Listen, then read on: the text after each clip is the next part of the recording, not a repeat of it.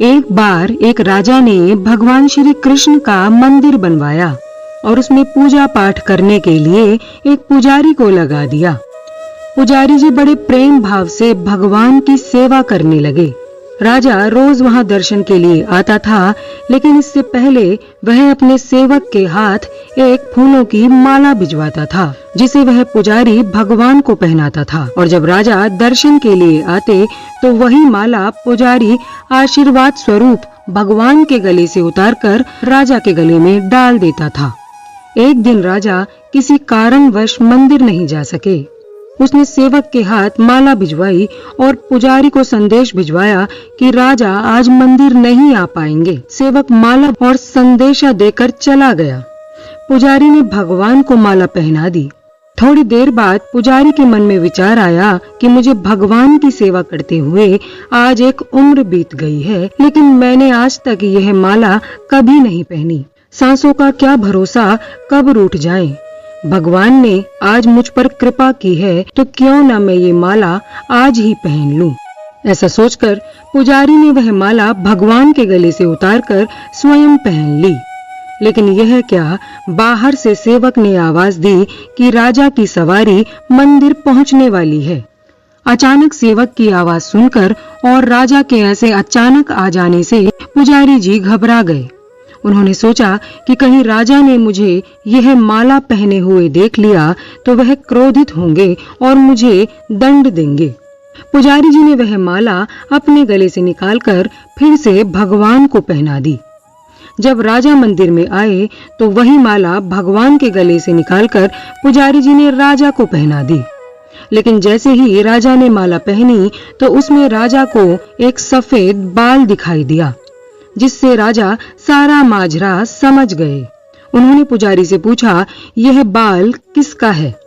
पुजारी ने सोचा कि अगर मैंने अपना नाम लिया तो राजा मुझे अवश्य ही दंड देंगे। अतः पुजारी ने कहा, यह बाल तो भगवान का है।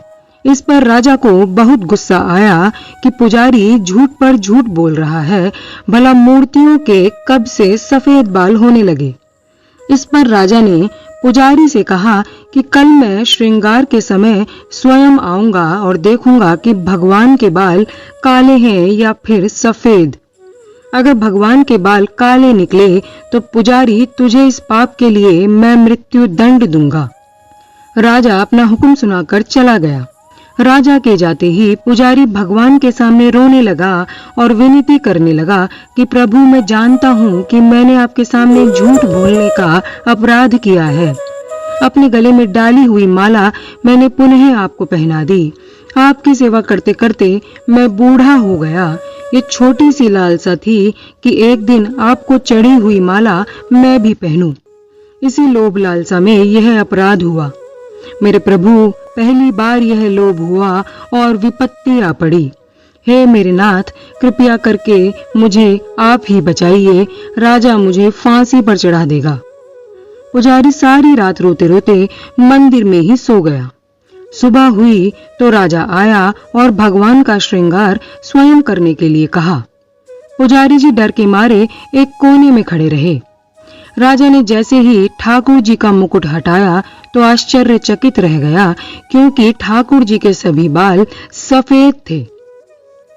राजा को लगा कि पुजारी ने जान बचाने के लिए बालों को सफेद कलर से रंग दिया होगा। अतः राजा ने बालों की जांच करने के लिए ठाकुर जी का एक बाल पकड़कर जोर से खींचा तो वहां से रक्त की धार बहने लगी। यह देखकर राजा घबरा गया और भगवान ठाकुर जी के पैर पकड़ लिए और क्षमा याचना करने लगा। तभी मूर्ति से आवाज आई, राजा, तुमने आज तक मुझे मूर्ति ही समझा, इसीलिए आज भी मैं तुम्हारे लिए मूर्ति ही हूँ। पुजारी मुझे साक्षात भगवान समझता है। उसकी श्रद्धा की लाज रखने के लिए और तुझे समझाने के लिए मुझे अपने बाल सफेद करने पड़े और रक्त की धार बहानी पड़ी। राजा ने भगवान और पुजारी दोनों से माफी मांगी और अपने राजमहल लौट गया।